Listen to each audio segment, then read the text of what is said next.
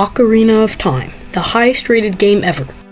And though many claim that it doesn't deserve that honor, or just believe that it only achieved it because of its innovation, I truly think that this game is near perfect. I have some thoughts on this game that may just convince you of its greatness. Being a late 90s game, it does run on a sort of clunky engine, but it handles its limitations quite well. The overall experience is really smooth, and though you might encounter a bug every once in a while, the game isn't going to break unless you try to break it. One of the things that I feel this game did almost perfectly was communicate a mood through the environment. The Forest Temple immediately has shivers going down your spine. It perfectly gets across that feeling of a dark, overgrown and abandoned structure. I would give more solid examples, but to elaborate on what I mean, I'm going to head to the next point.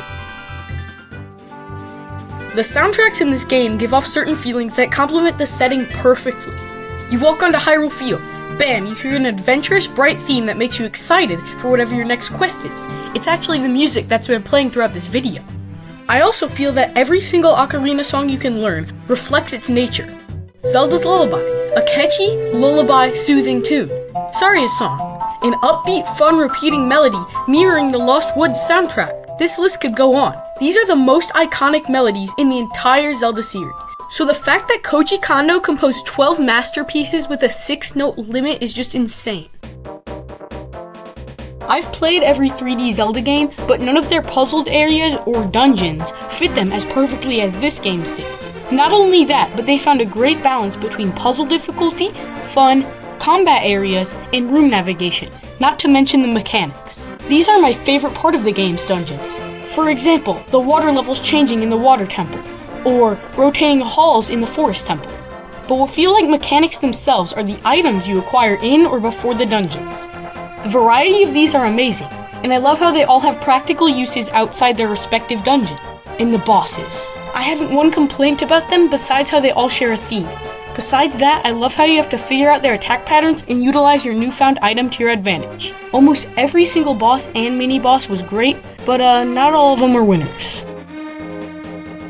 As the first 3D Zelda, it put an awesome variety into a fun-to-explore Hyrule.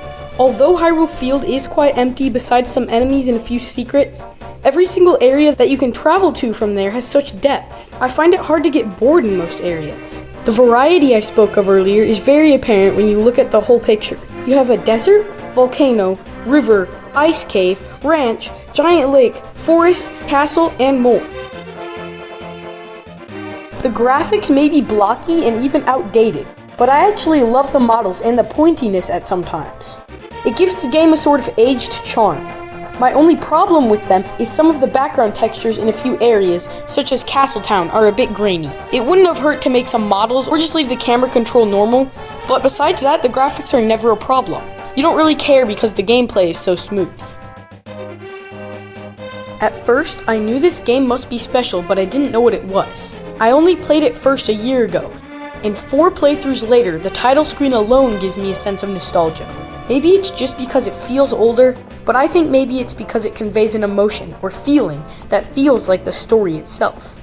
Anyway, these are my final thoughts on Ocarina of Time. Feel free to comment about your experience with this game down below and tell me if you'd like to see more videos like this.